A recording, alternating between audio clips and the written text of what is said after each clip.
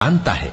न तो अंधे पर कुछ गुनाह है और न लंगड़े पर और न बीमार पर और न खुद तुम पर कि अपने घरों से खाना खाओ या अपने बाप दादा के घरों से या अपनी माओं के घरों से या भाइयों के घरों से या अपनी बहनों के घरों से या अपने चचाओं के घरों से या अपनी फूफियों के घरों से या अपने मामुओं के घरों से या अपनी खालाओं के घरों से या उस घर से जिसकी कुंजियां तुम्हारे हाथ में हों या अपने दोस्तों के घरों से।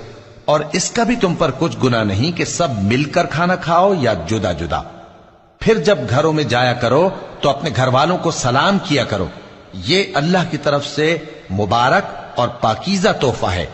इस तरह अल्लाह अपनी आयतें खोल खोल कर बयान फरमाता है ताकि तुम समझो। मोमिन तो वो हैं जो अल्लाह पर और उसके रसूल पर ईमान लाए और जब कभी ऐसे काम के लिए जो जमा होकर करने का हो पैगंबर के पास जमा हो तो उनसे इजाजत लिए बगैर चले नहीं जाते।